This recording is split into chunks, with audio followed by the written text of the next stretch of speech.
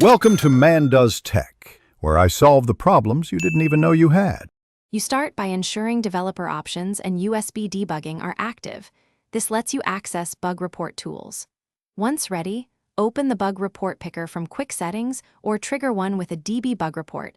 This collects current diagnostics.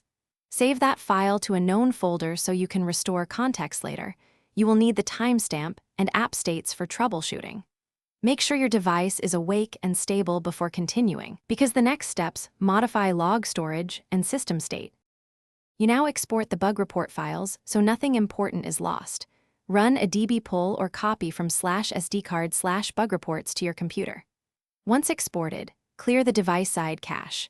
Use settings storage clear cache for the relevant system app, or run a DB shell RM on specific log files. Be careful with paths.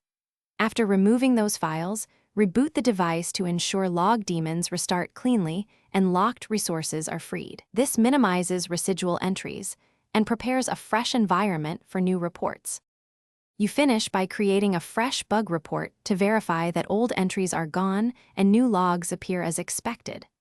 If old reports still show up, inspect app-level logging settings and storage permissions. Sometimes apps recreate entries or lack permission updates.